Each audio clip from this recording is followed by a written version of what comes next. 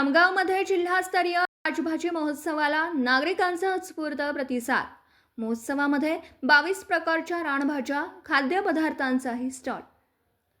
नागरिकांना रानभाज्यांची ओळख व्हावी, निरोगी आयुष्यासाठी रोजच्या जेवणामध्ये जास्तीत जास्त सेंद्रिय आणि विषमुक्त रानभाज्यांचा वापर व्हावा, यासाठी बुलढाणा जिल्हा कृषी विभागांतर्गत आत्मा, त्याचबरोबर कृषी विज्ञान केंद्र व सामाजिक संस्थेच्या संयुक्त विद्यमाने बुलढाणाच्या खामगाव शहरात रानभाजी महोत्सवाचं आयोजन करण्यात आलं होतं। या महोत्सवामध्ये 22 पेक्षा अधिक वनभाज्या ठेवण्यात आल्या होत्या। त्याचबरोबर वनभाज्यांपासून तयार केलेल्या पदार्थांचे स्टॉल देखील लावण्यात आले होते। या महोत्सवाला नागरिकांचा मोठा प्रतिसाद पाहायला मिळाला।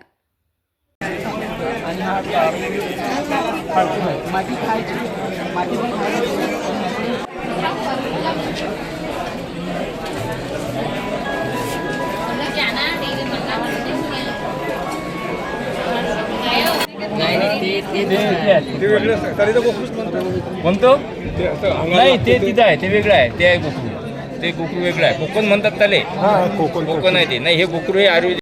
आज रोटरी क्लब की तरफ से जो यहाँ पे रानभाजी महोत्सव आयोजित किया गया है, ये आज जो बच्चों में पिज्जा बर्गर के जमाने में इन चीजों का महत्व आज के नए जमाने की पीढ़ी को, बच्चों को जानकारी नहीं है, तो वो इसकी अवेयरनेस के लिए यहाँ पर काफी नई नई प्रकार की सब्जियां आई हुई है, कई प्रकार की भाजियां है जिसके बारे में हम लोग अवगत नहीं है, जिसका ज्ञान हमें नहीं है। यहाँ आने के बाद हमें मालूम पड़ा है कि कितने प्रकार की रानभाजियां होती है जिसका औषधीय गुण है, जिनके स्वास्थ्य की दृष्टि से जिसका बहुत ज्यादा महत्व रहता है, और यहाँ पर खाने के लिए भी उपलब्ध है और विक्री के लिए भी उपलब्ध है, जिसका हम बहुत लाभ ले रहे हैं सभी। या रानभाजी महोत्सवामुळे आपल्या परिसरामध्ये आणि आपल्या जंगलांमध्ये जे काही रानमेवा आहे, रानभाजीचे विविध प्रकारचे वनस्पती आहेत, त्यांची ओळख पटवणे, त्याचे जतन करणे, संवर्धन करणे आणि पुढील पिढीला या रानभाज्या आपण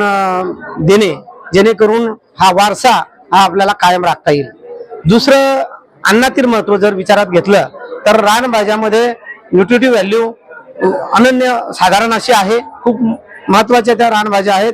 विषमुक्त अन्न म्हणून त्याची ओळख आहे आणि निश्चित दरवर्षी जर आपण रानभाज्याचं सेवन केलं तर आपल्या जे काही विकार असतात, म्हणजे पोटाचे विकार असतील किंवा रक्तातले काही विकार असतील, तर किमान जे काही जुने लोक आहेत ते सांगतात की आपण जर रानभाज्या साधारण 3 टक म्हणजे 3 वेळा 3 दिवस सलग किंवा 7 दिवस किंवा 5 दिवस अशा पद्धतीने वेगवेगळ्या प्रकारच्या रानभाज्या जर खाल्ल्या तर आपल्याला कोणत्याही प्रकारचे आजार शक्यतो होत नाही।